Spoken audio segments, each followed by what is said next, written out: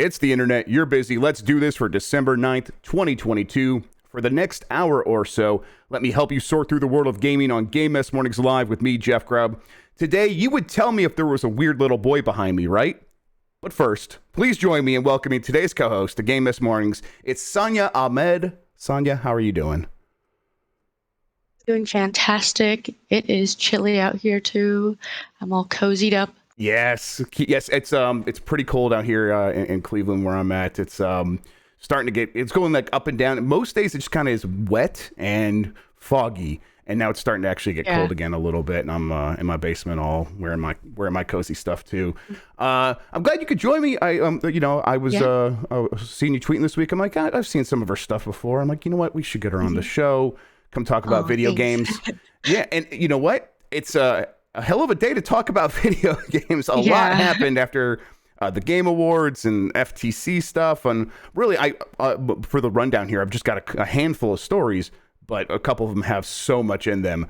There's a ton of stuff to get into. But I don't know. Tell people a little bit about yourself. Like, how long you been working in gaming? So I've been a freelance game journalist for a couple of years now. So you've probably seen some things I've done, mostly at GameSpot, and then I've done some illustrations at IGN, and then I've had some pieces at other sites. But yeah. Yeah, I was like, yeah, this is like I kind of go to the same group of people all the time, and I'm trying to break that habit. I'm like, this would be a good time to start breaking that habit, especially as people are busy, and a lot of people are traveling this week. So I'm just glad to let's get Saniya on here. All right, let's get into the mess. Before we do, let's explain what we do here. Most weekdays, I, Jeff Grubb, will help piece your gaming life back together. That includes breaking news and maybe even some of our own original reporting.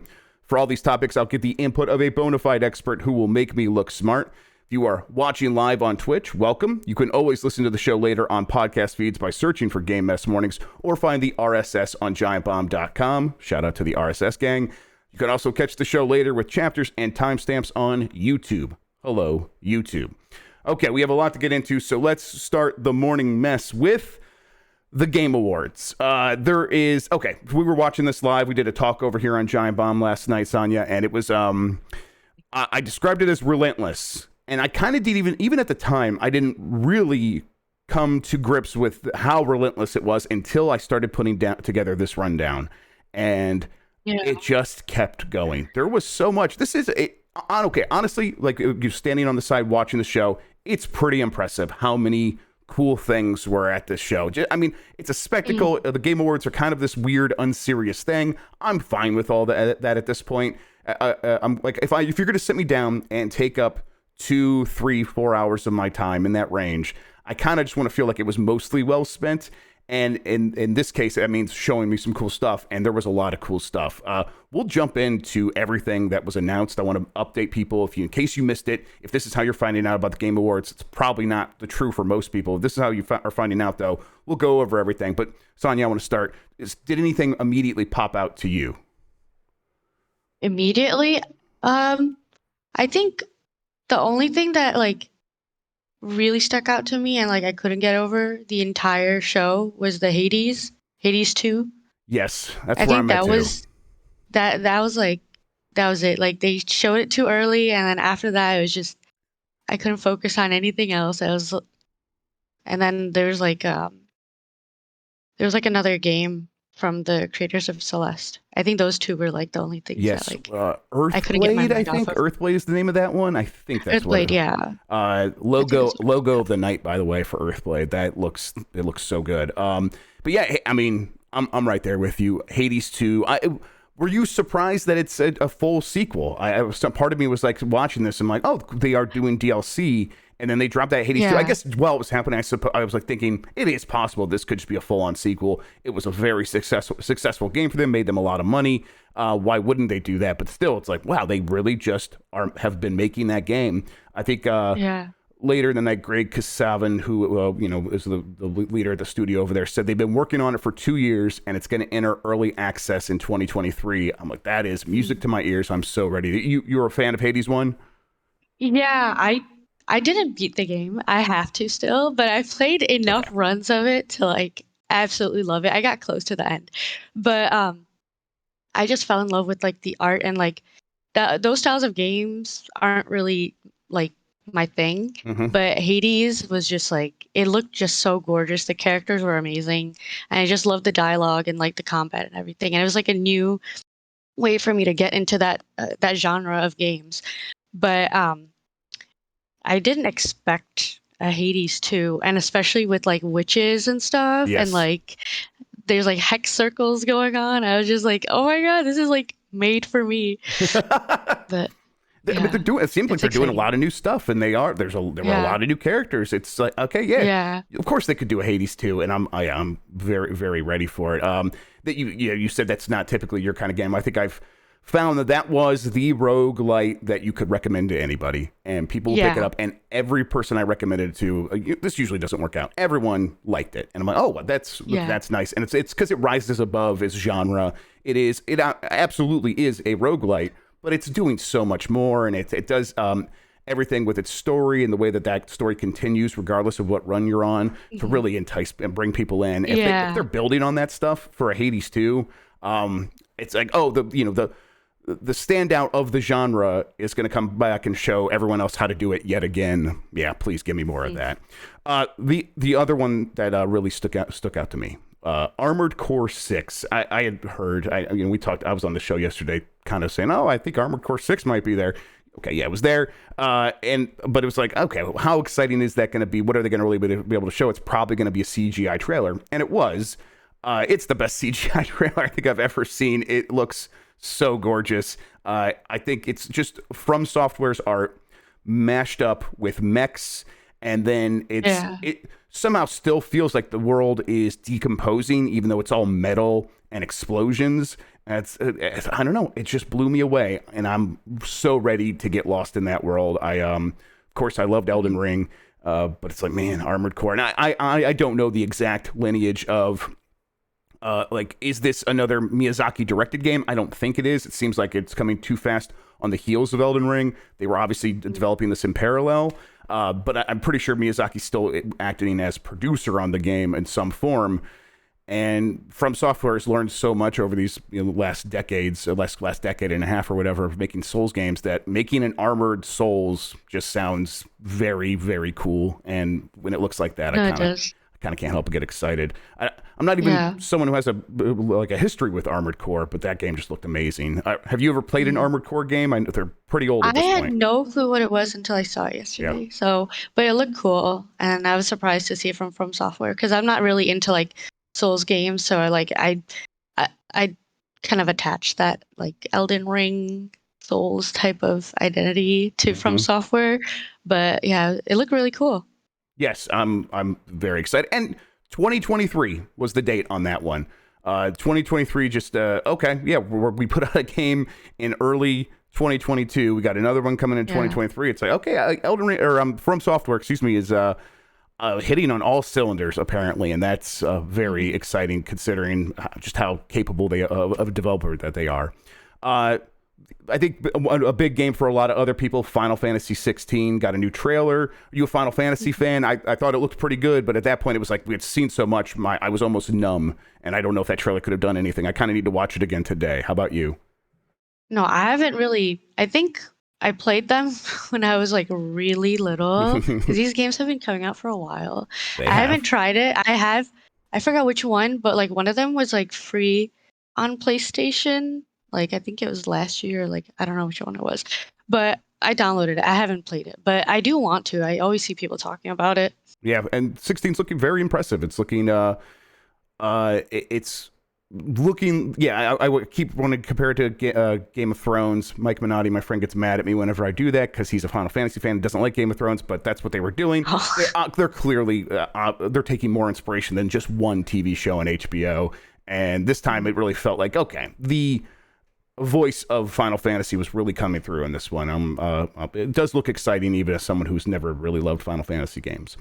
All right, those were some of the big ones. There's a lot of other big ones, but I'm going to start going through the list here just one by one. Starting with Ken Levine finally revealed his new game. It's called Judas. We don't have a lot of details yet. It does look though like another narrative-driven single-player first-person shooter. It gave me a lot of BioShock vibes. In fact, I'm like surprised how much Yeah. it just looks like BioShock. I mean, Yeah. obviously must be working with some of the same artists. At least it feels that way.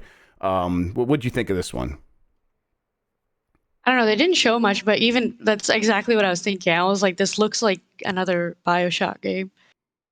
Yeah, yes, it's. I mean, it's not. It's they're doing it on their own. This is a completely new thing. But it's like, okay, yeah, I guess Ken Levine making a new game. I'm not really super excited by that concept on its own anymore.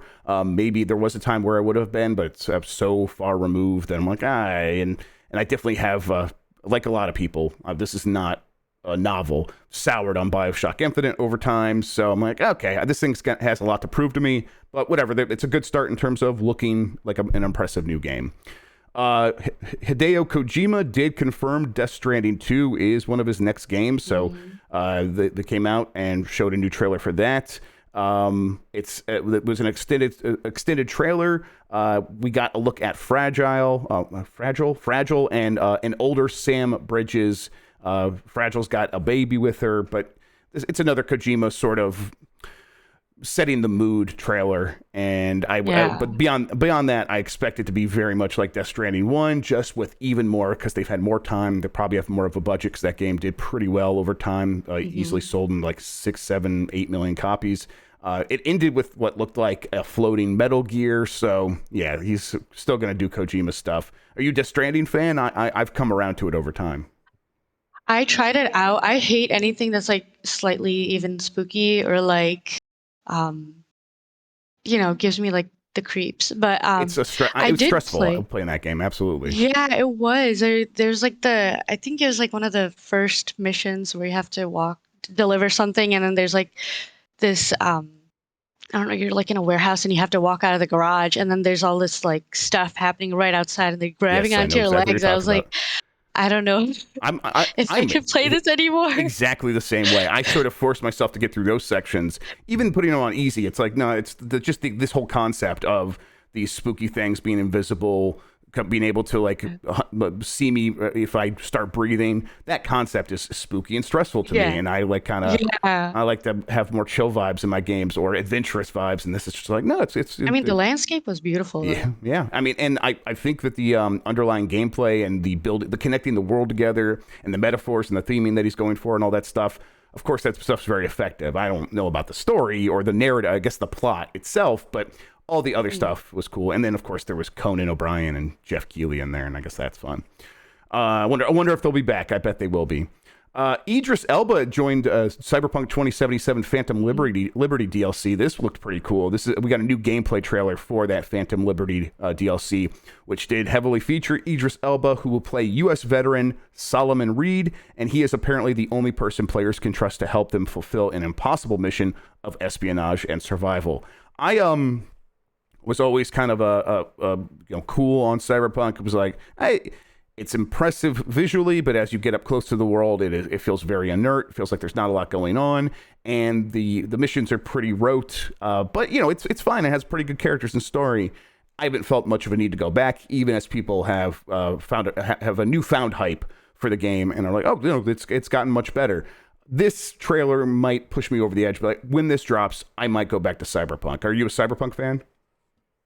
Um, I like the genre, but this game I haven't really actually when it came out, I had a PS4 at the time. So like there was all that stuff going on about like the graphics and everything, and then like I just didn't get into it. I was like, I'll just wait. And then didn't really have any sort of update until like much later, so I never got back to it. But then I did watch the anime, and so maybe, You're primed. You're ready to go. yeah, That's how I it works. That's might. how they get you. Yeah. Yeah, exactly. Oh, I Because so mean, many people started playing it after they saw the anime, or yeah, like they were tweeting about like how they've had record numbers of players after. yeah. That's So and then that's yeah. something that's happened with them a couple times now with The Witcher and now this. And Mhm. if that Phantom Liberty DLC is able to come on time, it's like it should be able to capitalize on that momentum and keep those record numbers probably going pretty well. Star Wars Jedi Survivor, a trailer we knew was going to be there, showed some gameplay. It's coming March 17th. Cal Kestis has a beard now. I'll play that game. It looks pretty good. I'm ready to play it. And the nice thing is, it's just a couple of months away. Although The not nice thing is March had so many games announced for it already, and then this night there was a few more announced for March as well. That's going to be a busy time of the year, and it's not like, oh well, just wait till April. So the whole first half of the year is just completely booked up of games. But I think that one looks pretty good. I'm gonna start going through these a little bit quicker, Saniya. But if anything sticks out to you, definitely let me know. Diablo 4 is arriving in June. Halsey came out, sang a song about it. That it also looks good. This is a date that we talked about yesterday on the show. Got confirmed. Another one of those. Street Fighter 6 will fight its way to a June 2nd release date. It had a trailer with DJ and some other new characters. Or I'm sorry, some DJ who's not a new character, and then some new characters. The game continues to look shit hot. I wrote here, which is a technical term. That looks like a very fun game, and I kind of can't wait to play it. Suicide Squad killed the Justice League. Justice League got a new trailer to show off Batman. It was mostly a tribute to Kevin Conroy, who did recently pass away. This is his last time playing Batman, as far as anyone's aware. It's sad and touching, and it's cool that we're going to be able to get one last go with Kevin Conroy as Batman. The first Super Mario Brothers movie clip dropped, showed Mario trying pipe travel. What do you think of this? I keep going back and forth on the Mario movie I think the Mario movie looks good, period. I keep going back and forth on Chris Pratt's voice about how much it's going to bother me. For the most part, I think it's going to bother me a little bit and not enough to hurt the movie. How do you feel? Mm-hmm. I didn't expect to be as excited about it as I got, because when he was jumping on the boxes and there's cute little references to the games, and obviously you'd see that in the movie, but just seeing it in the trailer, it was like, oh, this is actually kind of cute. Maybe and then they show the castle and I was like, oh my gosh. Mm-hmm. But yeah, I think I'd like it. I know getting over Chris Pratt's voice is gonna be annoying, but besides that, I think it should be fine. Yeah, it'll look like it'll be a good movie.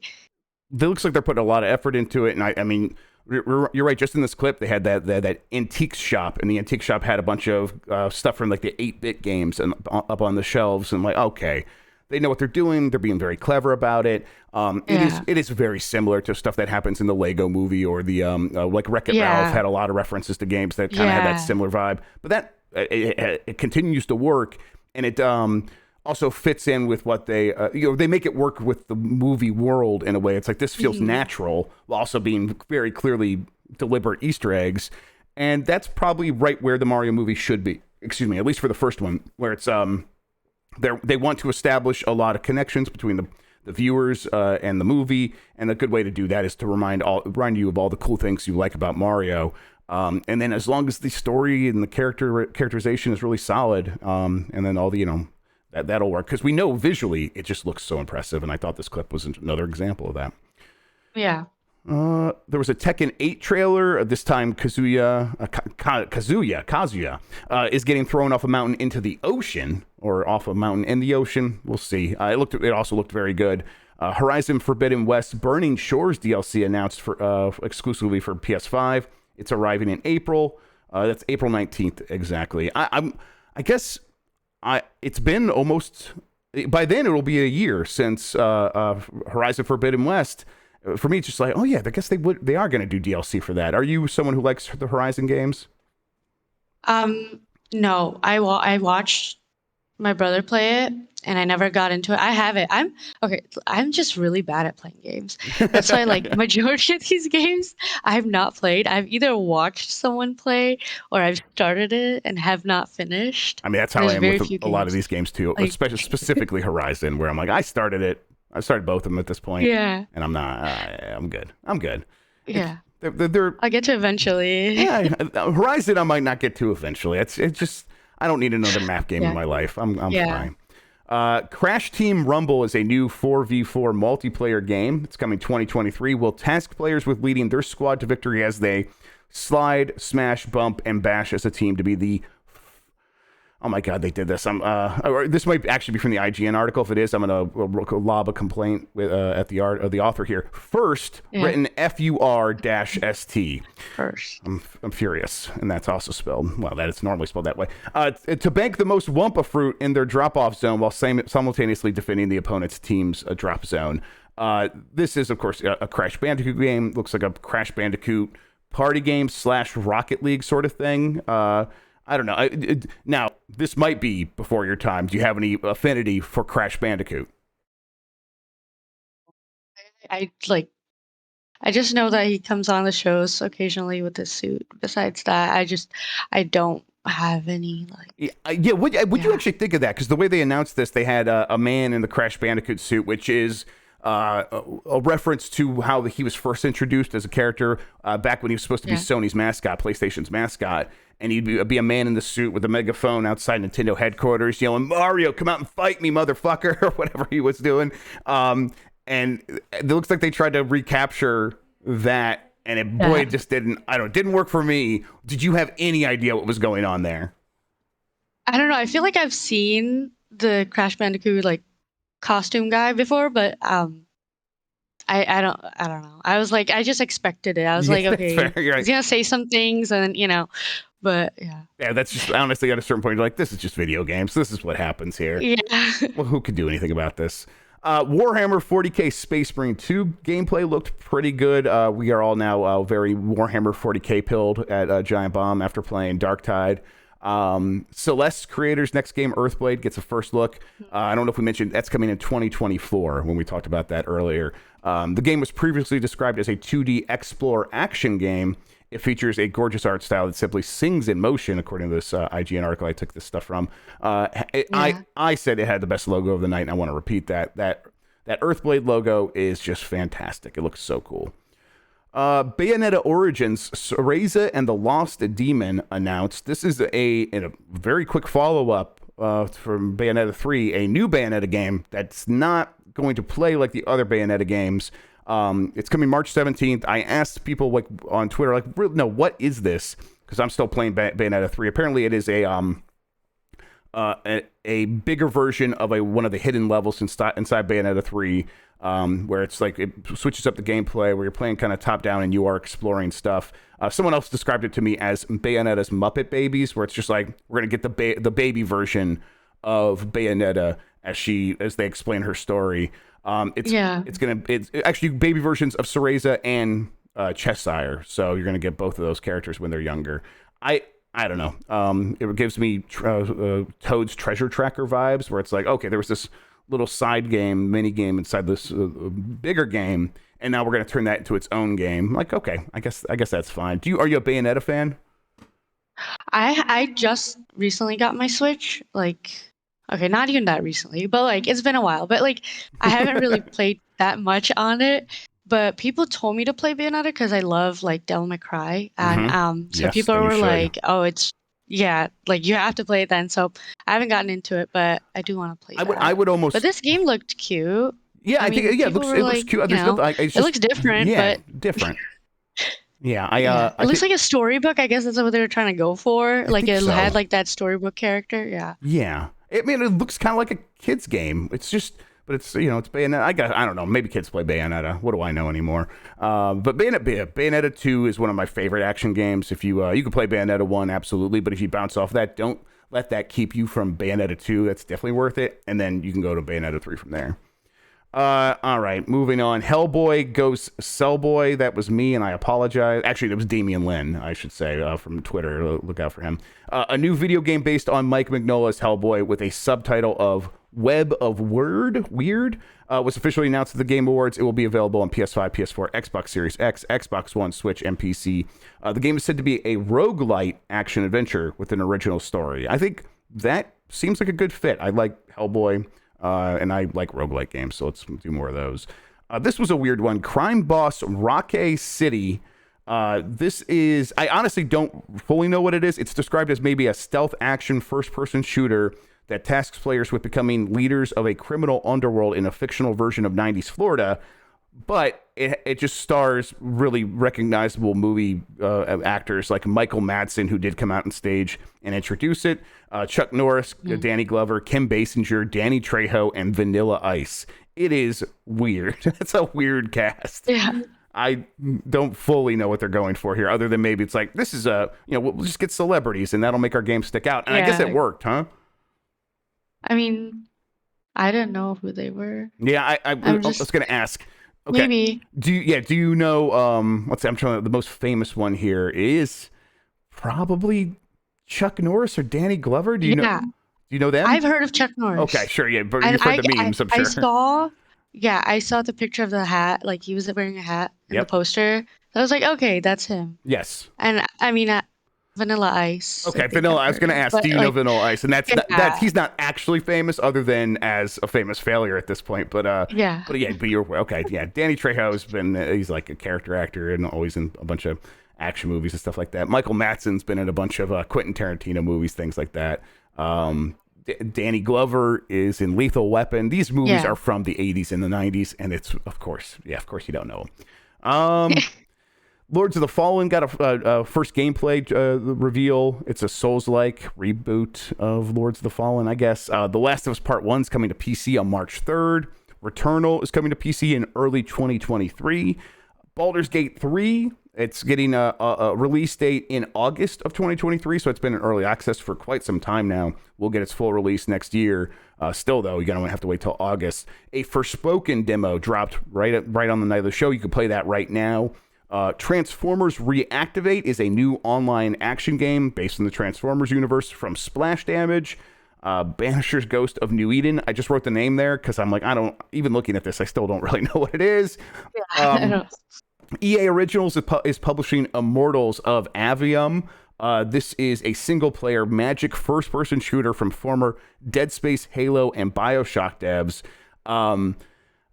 The EA Originals has been I don't know. It's been kind of weird recently. So last year, they like an EA original. It Takes Two, one game of the year. That was a really impressive thing. And now this year, we've had them announced, and there was a trailer for this as well. Wild Hearts, which is the Koei Tecmo Monster Hunter like, and that got a new trailer as well. And now they're also working with a Bandai Namco. Actually, no, I'm sorry. Is this the Bandai Namco one? No, this is the new studio that's like former Halo devs and stuff like that. But still, it's like they are working on bigger and bigger in games. Like EA Originals was originally like Yarny, Unraveled and stuff like that, like little indie games. And now these games are getting bigger and bigger.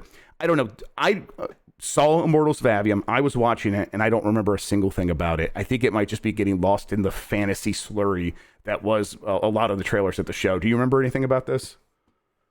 Yeah, it's kind of it's pretty forgetful, definitely. Remnant 2, a sequel to the Soulsborne with Guns game, is coming in 2023. People really love Remnant. Remnant 2 coming up, following that up from publisher Gearbox. That'll be coming next year as well. Blue Protocol, this is the one I was conflating the last game with, is an anime MMO RPG from Amazon and Bandai Namco. A weird sort of collaboration there. But the game looked impressive, I suppose, and I bet an anime MMORPG is, one way to break into the MMORPG space right now is to give people waifus, and I think that'll probably work here. After Us is an ethereal platformer. Replaced is a cool, got a new trailer. It looks really good. Yeah. I thought that one looked really stunning.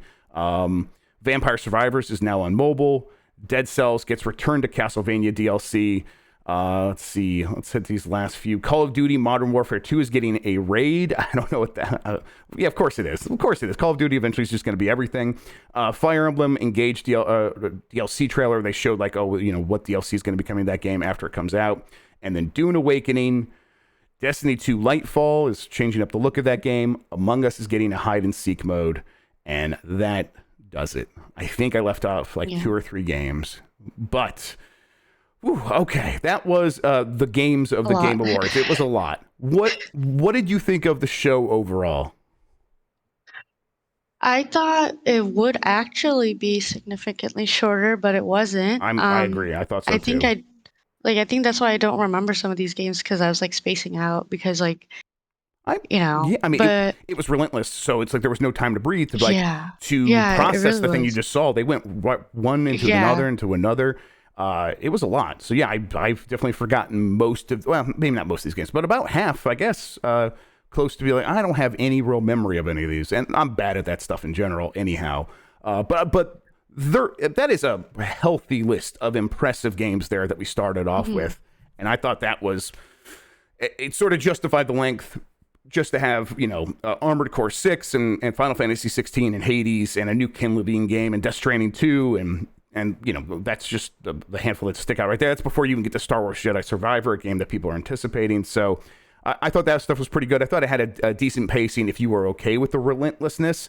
But what did you think about Jeff Keighley's hosting and the presenters and just the pace of the show overall beyond that?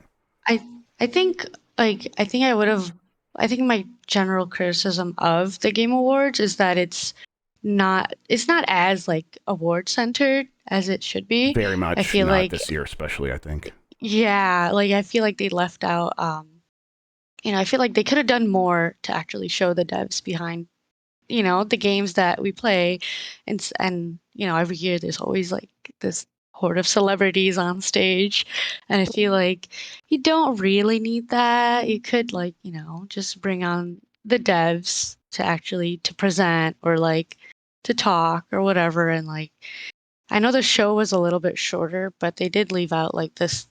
I know the every year they do this segment, like a little intermittent segment called like Global Gaming Citizen. So they I know it's usually comes from like a big sponsor, like it's like Facebook or something or whatever. Facebook but or like Intel or something like that. I know what you mean. Yeah.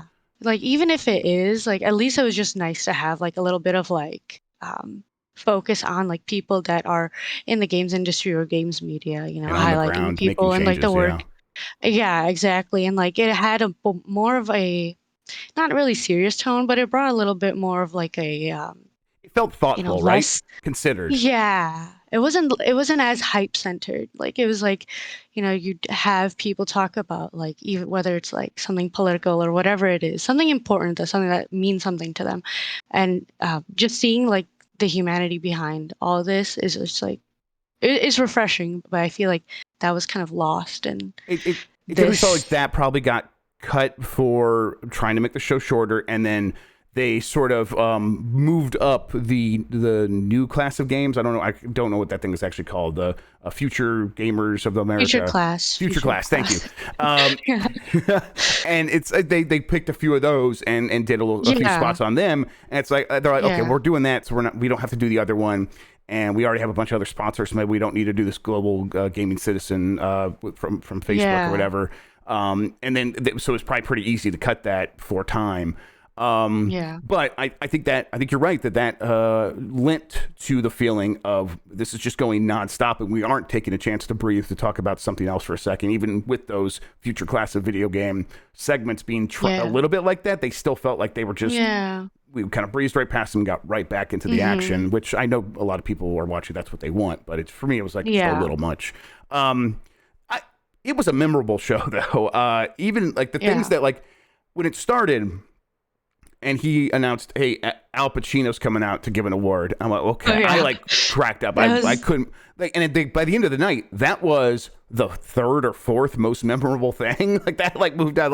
It was like immediately followed by Chris Judge accepting the award and giving the longest accepted speech, definitely at a Game Awards, and one of the longest I've ever seen on any award show. And it just kept going. And at a certain point, I was like rooting for him, like just keep it going. What do you think of things like that? And obviously, we'll get to the boy here in a second. But what do you think of that? Yeah, I was shocked that they just kind of let it go. Yeah, it seems like they didn't have a plan for it. Like the music's gonna start playing Yeah. sometime soon, and it just kept going and going. But like, yeah, people were commenting about like their Steam decks. Yeah, people were like, hey, he got a lot of people some extra Steam Decks, and that's very good. Yeah. Les Blanc in the chat says that speech was 8 minutes, and that's an eternity. Someone made a joke. We have a joke on my one of my other podcasts where every time I start it, I show people how I'm like getting things set up live, and it looks like maybe it actually is because I'm incompetent, but it looks like I'm doing a podcast for the first time ever, every single time I do it. And they're like, "Are you jealous that it takes you so much effort to get a podcast started when Chris Judge just walked up on a stage and started his own podcast at the Game Awards?" I'm like, okay, that's pretty good stuff. And then we get to the end of the night. God of War's won 6 awards, but it didn't win director. And so like that kind of foretold it right there. It's like, okay, God of War got all these constellations. Elden Ring's going to win Game of the Year. That's what happened. And then immediately, well, not immediately, while that was happening, a weird little boy was behind Miyazaki Yeah, and the that From was Software team, waiting in the wings in his Yeezys. Coming up, he came up on the microphone after they left. They turned the microphone back on for him, and he mumbled something really stupid into the microphone, and everyone's like, what the hell is going on? And then security came out and took him away. Jeff Keighley had him arrested. There's been every single take on this since this has happened. My general response to this is, that is a stupid kid doing a stupid thing, and I'm if people want to joke about it, or if people want to get angry about it, fine. I'm fine with whatever. But it was like, hey, it was very memorable. I'm never gonna forget the weird little boy from the Game Awards. Yeah, I was just surprised that the security just let him stand there for so long. Like, I was watching it and I was like, this kid looks out of place. Yes.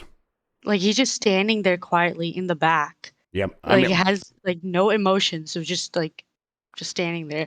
I was like, I didn't know if I don't know. If he was a little bit older, it would have been like, okay, he's just part of the team. But it's like he did look a little young, and it was a little kid. And I'm like, well, I mean, I don't want to assume anything. So and I think this is how this stuff happens, right? You'd be like, well, I mean, he went up there and no one else is saying anything, and I'm sure this is why the microphone got turned back on, right? Because he walks up confidently, and no one in the entourage is looking around and behaving in a way that suggests that this is really weird. They are just doing the polite thing of, well, this is what's supposed to be happening. So I'm not gonna be the weird one and point out how this is weird, because maybe this is what's supposed to be happening.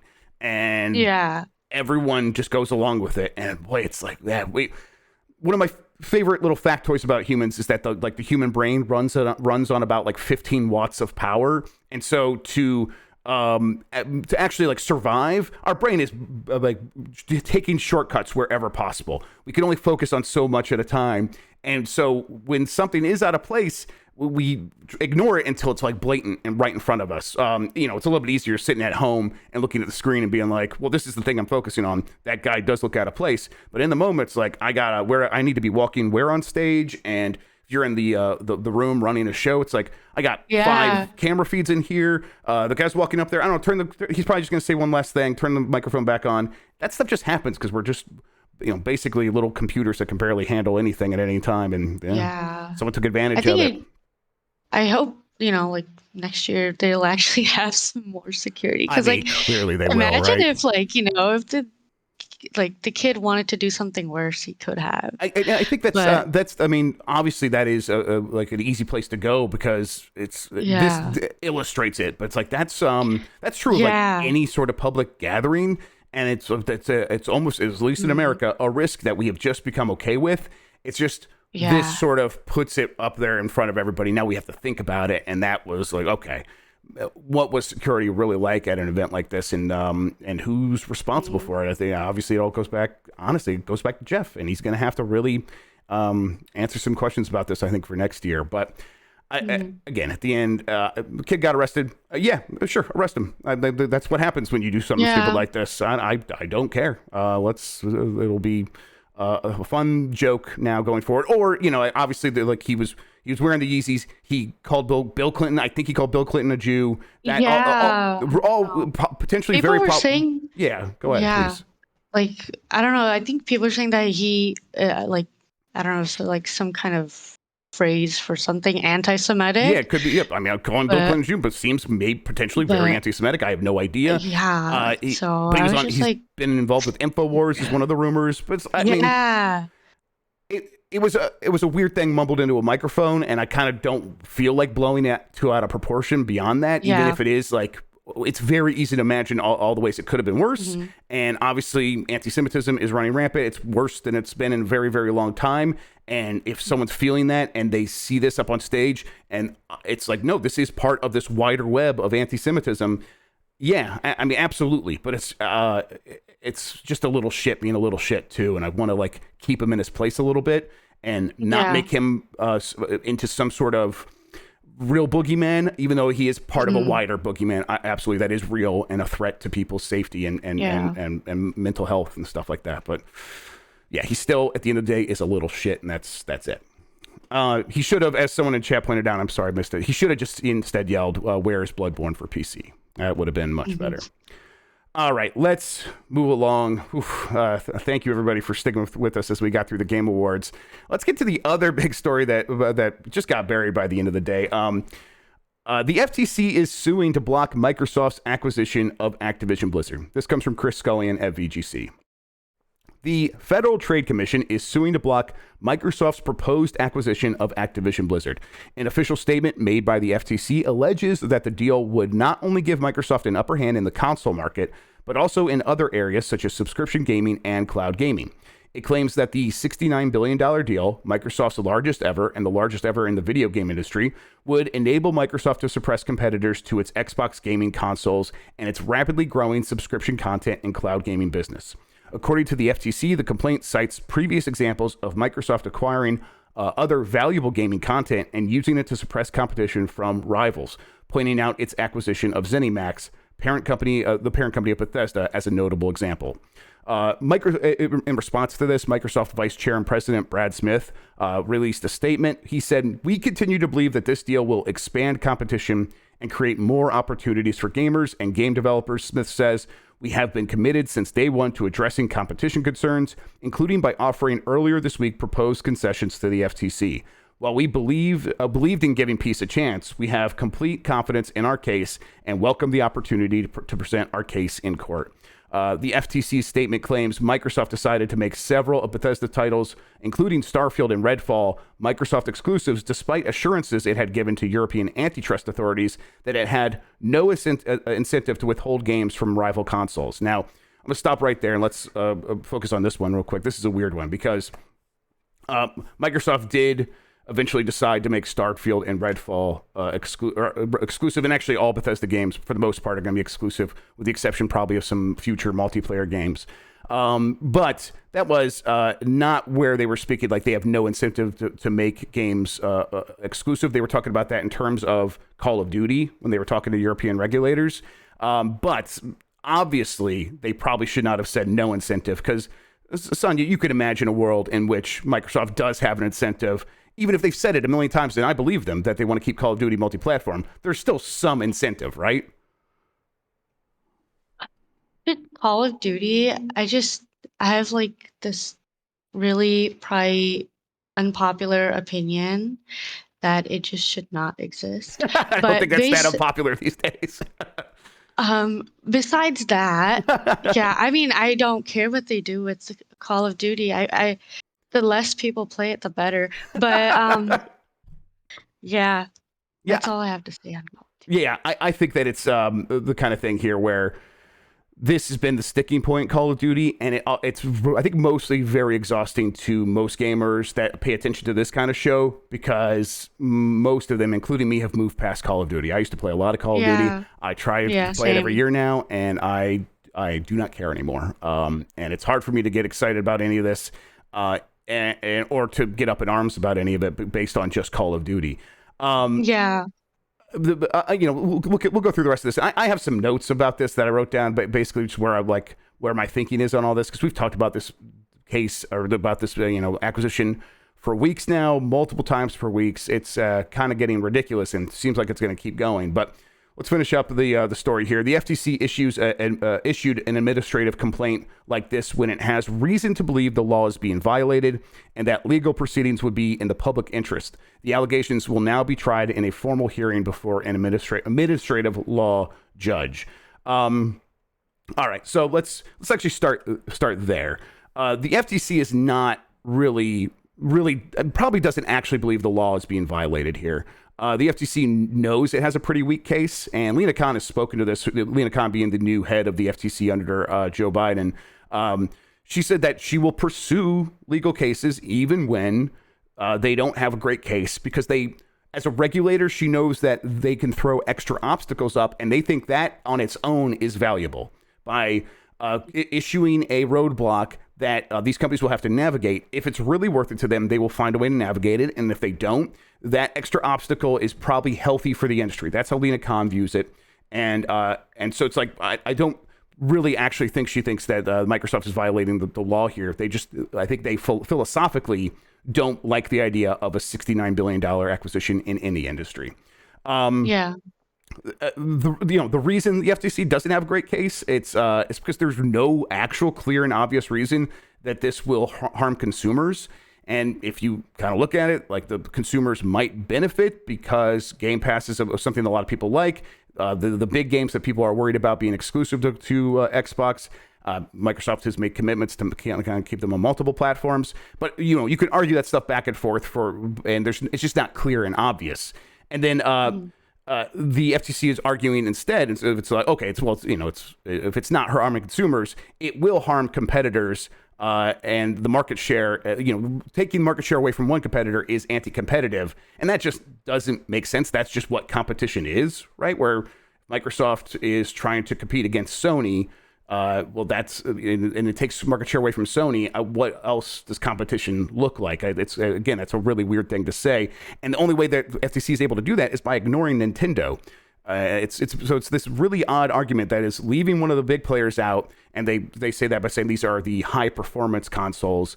And so this FTC argument is in this weird position where they are focusing very specifically on these very minute details of the industry, and taking that stuff to like a court case. A judiciary is probably going to look at that and say that is too small of a segment of the industry. You have to kind of consider a wider piece, and that means it's not just subscriptions, it's all of what Microsoft Gaming is and all of what PlayStation is. And when you put those two things together, these two things are still very competitive, even with the acquisition and even if it goes through. But all that said, the FTC bringing this case, actually suing Microsoft, does significantly reduce the chances of this going through, because it's going to take years to actually go through a judicial process. It's going to take a lot of money from lawyers to get through there, and it might be something that Microsoft doesn't want to actually see through, even if it does have this $2 to $3 billion on the line, where if the deal falls apart, it has to pay that to Activision Blizzard. If that all sounds like a mess, it is. And it sounds like something that if I were at Microsoft and Activision Blizzard, I would feel a lot worse about it today than yesterday. And over time, those feelings are probably only going to increase. And it's likely, even though it's not certain, that they might just abandon the deal and pay the penalty and move on. What do you think the chances are of this deal going through now? I feel like, I don't know, these big companies just feel like unstoppable at this point, because like it just seems like everyone's just trying to acquire each other. They're just trying to become these bigger companies and have their um what do you call it, like their exclusive games. But I don't know, for me, because I don't own an Xbox, so it's like, I mean, I'm not too concerned about like not being able to play exclusive, but then it's kind of annoying when you see all these people acquiring each other, and it's like, okay, you're gonna turn everything into an exclusive. Then I have to have like literally every console, and gaming's not cheap, so that's my concern personally. And that's I think that's completely fair. I think that's where most people probably are, right? That's the average response to this is this going to cause me headaches when I just want to go play video games? And I think those headaches exist already, right? So it's like, the headaches could be worse. They could be easier. We honestly don't know what would happen after the deal goes through. Microsoft could go back on its word, and could take some of these big games. Diablo might not be on PlayStation or things going forward, but for the most part, it seems like it's impossible to predict what that would look like. The big thing about this suit now is that it's just one of three major problems for Microsoft getting this deal through, and the FTC is not throwing its full weight behind it. It is it filed the suit in administrative court, or its administrative venue, which is not the same as filing an injunction to actually stop the deal. And the reason I think they feel comfortable doing that is because there is still the EU and the UK trying to rein this in as well, and so there's no immediate concern that the deal is going to close. So Microsoft's options right now are either let the deal disintegrate and pay a big penalty, but not have to pay a bunch of legal fees, and that seems pretty likely, but not certain. Like it's also not it's not like 90%, but it seems pretty likely. The alternative here is to fight it out and try to take it all the way to court, and that's a possibility. And they have signified so far that they want to do that. But again, we'll see. We'll see if the appetite remains there after this posturing period. And then the other possibility here, and this is the other most likely, this is probably like right behind actually letting the deal fall apart, find a way to negotiate and settle with all three major regulators and find out what they want to make the deal go from what they view as illegal to legal. Microsoft probably doesn't want to do that because they probably view the whole deal as legal as it is. But if they have to, they probably will make some moves. What does that look like? Do they spin off Call of Duty into its own company that can operate on its own? Seems like that might be the one thing they might have to do. And is the deal still worth it to them? Probably, because of King being a major mobile player, makes a lot of money. But then it creates this weird situation where a couple years from now, Microsoft will probably still be barred from being able to purchase that Call of Duty spinoff, and Sony wouldn't be. And it's like, man, you kind of just got played there. And now Sony is picking up this major piece, and they probably would make it exclusive and all this stuff. So it is, they're in a sticky situation where at a certain point, they probably just might let it go. We'll see, though. It's another interesting, messy piece in gaming as the story continues. Yeah. All right, let's hit these last couple of stories as we begin to run out of time here. Diablo 4 devs reportedly say crunch feels necessary, claiming lengthy mismanagement. This comes from Chris Scullion at VGC. A new report citing numerous Diablo 4 developers suggests that it will be hard to hit the game's intended release date without notable crunch periods. This part of the story, everybody, this is a content warning. There is references to sexual assault here, so just heads up. The extensive report in the Washington Post states that the game's release is planned for June 6, 2023, a date that had been leaked earlier this week. However, the report also includes testimonies from 15 current and former Blizzard employees who, speaking under anonymity, can't say it, anonymity, there we go, claim that it will be difficult to release the game on this date unless they work significant overtime. The employees also claim that the game's development has been affected by gross mismanagement throughout the past 5 years. Diablo 4 has reportedly seen numerous delays throughout development from 2021 to December 2022 to April 2023 to now June 6. According to the Washington Post, and this is where the content warning comes into play, there was a allegation that creative director Sebastian Stiepen, who previously worked on The Witcher 3 and Cyberpunk 2077, rewrote the script when he joined in 2019 and added a disturbing subplot about sexual assault. Employees referred to this script as the rape script. And a lot of people were like, this doesn't belong in Diablo. Diablo's not a space where we can have this, where we can handle this with a deft hand. Diablo is like this blunt instrument about hell and stories like that. Trying to tell that story would be impossible. Employees reportedly had to plead with Blizzard leadership to change Stiepen's version of the story and would reportedly repeat a line from the script, which is, and here's the line, and then she was raped brutally, out loud to each other in disbelief, is how they would talk about that. And it's like, that just sounds like a nightmare on its own. And then this company that has not been able to handle that issue comes along and tells you, after multiple delays where this game has struggled to get into a point where we're going to be able to ship it, here's the actual date, just stick with it. And that means you're going to have to work as much as you possibly can to get it out. This is been an ongoing problem with Activision Blizzard. This is a company that just yesterday sued California regulators to be like, we're not as bad as you say, even though they've settled previously to say we were doing stuff that was just like this. This is could Activision still be an Activision, right? Like, it's the fact that they had to plead to get that removed is just like really bizarre. But I mean, I've heard so many game developers say like how they've had to like literally just be persistent about removing or adding certain things in games that either did or didn't work for the game. And it's just like the fact that they have to go through that is already like mentally taxing. And then on top of that, having crunch, which is like everybody knows that's bad, but if they're like not even wavering to change the date even for the well-being of the developers, that's kind of, I don't know. Yeah, I mean, it happens, but like it sucks that it has to happen. Yeah, and it's it seems like it has to happen a little bit less, although it obviously still does happen. It's, people always will come here like, well, I work overtime in my job, and I understand that. I think that that's not that's like, okay, well, let's look at your work environment as well too. Like, I'm fine to let's have that conversation. I'll listen. Like, do you think that you're being coerced? Do you think that if you don't work that overtime, will you be punished in some silent way? But regardless, like, there is a difference between overtime and it being December right now, them announcing a date in June, and knowing that for the next half of a year, you are going to have to work endless overtime. That is an extended crunch period. That's not some sprint through the last 2 months even of getting a game out where you're like, listen, we're right there at the end. We did so much work over years. Let's really just all come together here at the end to get something out. Everyone does that in their job all the time. People sprint through jobs all the time. Crunch is this extended period, and people continue to say it comes from mismanagement, and it's hard to argue in this case. This sounds like a mismanaged studio. And also one that would be like, hey, yeah, I would very much like a world where the people who have been in charge of Activision were no longer in charge of Activision, which is one of the reasons I've been like, yeah, let's let this deal go through with Microsoft. It's a big giant corporation, but it's not like Activision is some small thing, and they suck. They suck so bad. Let someone else take them over and see if it's any better.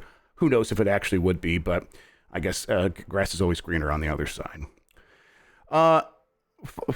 Finally, actually, last couple stories here. Xbox claims it held off prices as long as it could, but something had to give. This comes from Tom Ivan at VGC. Just really quick here. Microsoft raised prices of games from $60 to $70. Let's see. Here's the quote from Phil Spencer. Pricing is always something that we're conscious of and the impact it has on our customers. And there's multiple things that we can price in our platform. There's obviously the price of the consoles themselves, the price of games, and the price of subscription. And just given our economic realities right now, something had to give in terms of us continuing to run the business with the increased cost basis that we had. The thing we decided to announce, we haven't raised any prices today because we just wanted to give consumers a heads up on what's going to come in the next year, is that our largest AAA games that the retail price for them is going to go from $60 to $70 in the US. And we're in no way the first movers in this. In fact, other publishers, other platforms have already announced it and made that move. I think a lot of big companies can come along and say, we have no choice here. And I don't know how much I buy or care about that. But I do buy the argument that others are doing it. And that means now we're leaving money on the table, right? And we're not going to leave money on the table. I don't know how this works with the Game Pass because like I don't have Xbox, so I don't know. But it's going to be just the same. You're still like Xbox Game Pass has not gone up in price. You're still going to get all those games day one. They've confirmed that. So it's like it makes Game Pass look a little bit more enticing, which I'm sure they don't mind either, right? Yeah. Yeah, because I know like PlayStation's trying to do something similar. I haven't really like looked into it because I know like no one's looked at PlayStation Plus. Yeah, don't feel bad. Yeah. Yeah, but like I mean, yeah, like gaming is an expensive hobby, but like I know that like people have praised the Game Pass so much that like I even thought about like, oh, maybe like Xbox, maybe I should get one. You can get but it like and stream it from the cloud. Yeah, you can just do that. yeah. Don't even need an Xbox. But I mean, I built a PC. I think I'm good for now. Yeah, but there you go. Like, play it on PC. Like, yeah, I don't know. I just feel like I don't really know what the reasoning is exactly behind like all the people, like all the studios and publishers doing the $70. I think the reason is, and this has been true from the beginning of the generation, is they could get away with it now.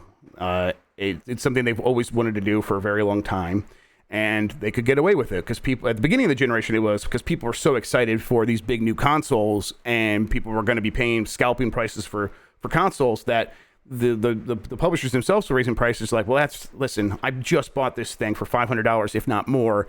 I'm going to get a game. I don't care if it's $10. Excuse me, just $10 more. I'm going to pay the extra price, and that sort of creates this momentum behind the concept, and people just be like, okay, well, I mean, what choice do we have? Everyone else is buying it. I guess this is just going to be normal now. Now it's inflation on top of that, and while the price increases were happening, these publishers knew inflation was imminent for a variety of reasons. We were in the pandemic, and there was inflation was imminent.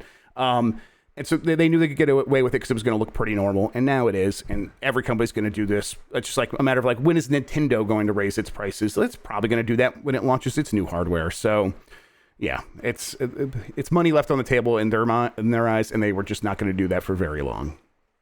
All right, let's hit this. Sony Bend distances itself from Days Gone director's woke reviewers comment.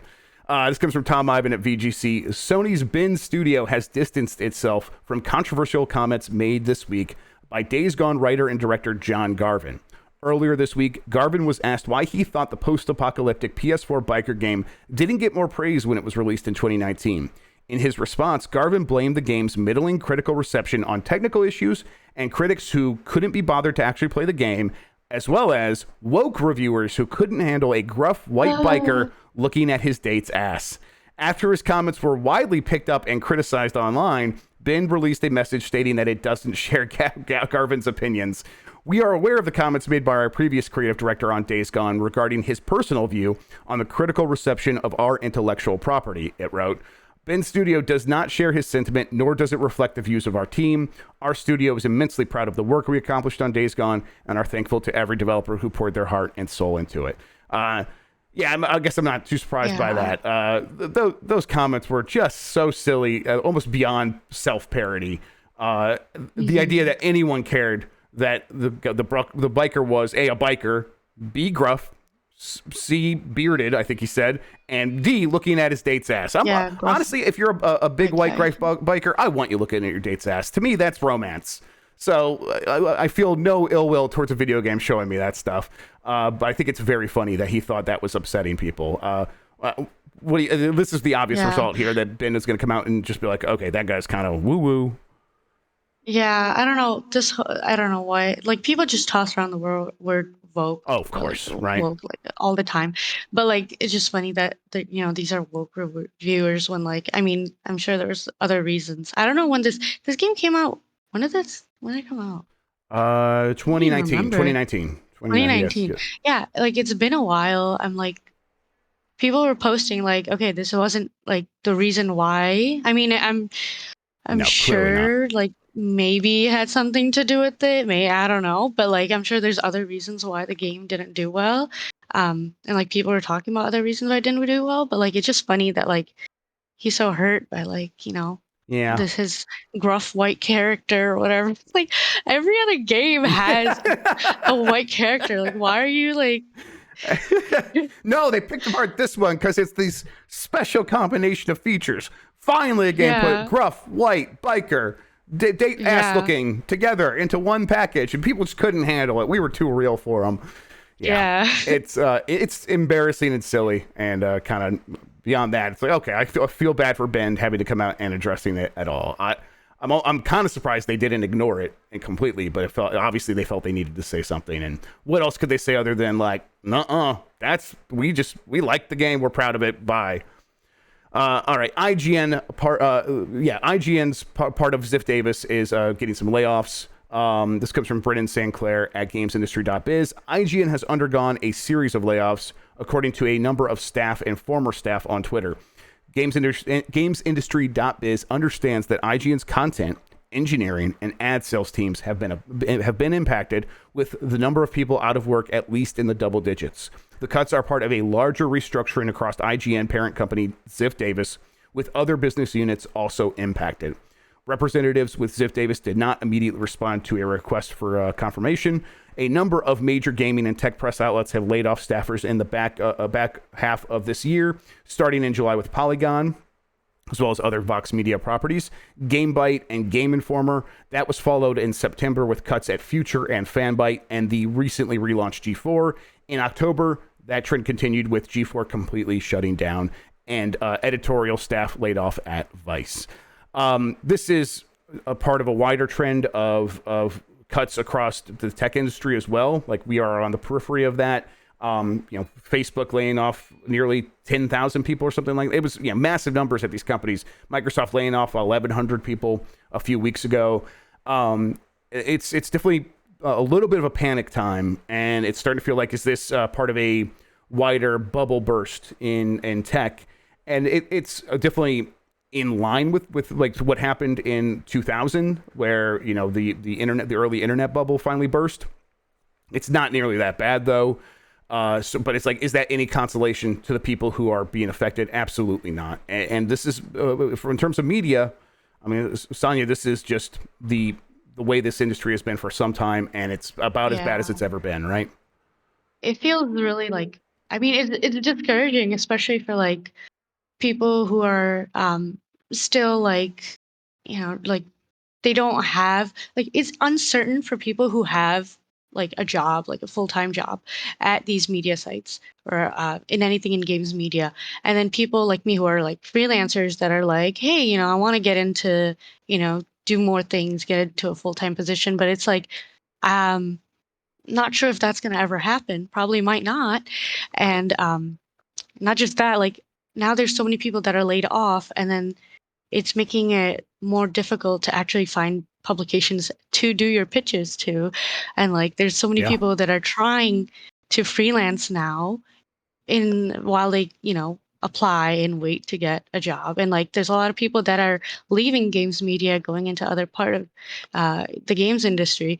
So it just like seeing it happen just one after another these past few months has made, I mean, me and a lot of other people like question if, if there really is a future in games media, and Yeah. like how many people can it like sustain? Like, can it actually like be sustained? So, I mean, and then the that goes way all. they did it Yeah, please too, continue. like, Sorry. Yeah.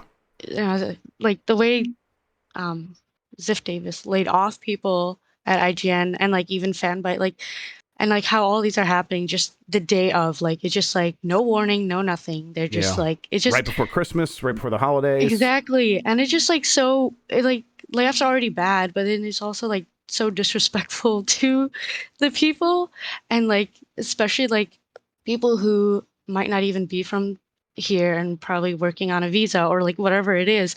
Like people have to all of a sudden change their life plans, and like whatever that they were doing, their rent they have to worry about, their groceries, whatever it is. Like there's so many things going on in life that like it's just so disrespectful Mm-hmm. that they're just like I don't know, like they were probably getting ready for the game awards, ready Yeah. to whatever, make content and whatever, and they just, I don't know how they got the message, I don't really know the details behind it, but like they were laid off, the Yep. day of the Game Awards too. And they're And just like, and they okay, knew that their cool. story was probably going to be quickly overshadowed by the Game Awards, which had to make them feel Yeah. isolated and alone. And then what are they going to do? Go on social media and see friends and colleagues having fun, and it's like it's just miserable. And it's like it's not like things are solved once you do get through the door. Like I got through the door 10 years ago now, and it was luck. It was completely luck. But it's like even at the time, it's like my life was changing, and the job wasn't accommodating the change that was. I was getting older. I got married. I had kids, and it's like this is. Boy, I'm still scraping by here, and it's like that's okay. Yeah, it's like even when you do get it, it's like, are there even enough jobs to support a person like me who wants to do this while also having a family? Is that an option? It's like, well, no, that's not true Yeah. either. And when you look around, how many jobs are actually like that? Oh, there's like six. There's like six of those jobs where Yeah. you can actually afford to do that and still kind of be in this position mostly. And so, okay, well, those Hmm. half of those people haven't gone anywhere in 20 years. The other half are kind of just trading the jobs to each other over time. And I don't hold it. It's impossible not to see this as a competition with other writers and things like that. But at the end of the day, it is the ownership class pitting us against one Yeah. another and forcing us to have to like scrape by, and that's why it's like we've Yeah. mostly Exactly. we've Yeah. mostly responded to this over the last couple of years by being like, oh, we actually aren't in competition with one another. We have to have each other's backs, and that's where a lot of great Yeah. stuff, where collaborations with people who have Patreons and people that are trying to get community support, and we're all like, let's like support each other a little bit. We can be in this together. That's been a nice reaction to this, but it is also not fully a replacement for this corporate structure that was more stable in some ways, and obviously now more volatile in others. But still, it's scary, it's difficult, it's discouraging, and I just feel really bad for the people that were laid off in this way. And I think you Yeah. nailed it. It's disrespectful the way it was done, and I think it's deliberately disrespectful to minimize the exposure of risk and problems for the big corporation that did it. It's depressing. Excuse me. All right, let's get to the poll here. In the meantime, Saniya, why don't you tell people where they can find you on the internet, where they can follow you on Twitter, things like that. Yes. Yeah. You can follow me on Twitter. It's at Saniyaga. So it's Saniyaga.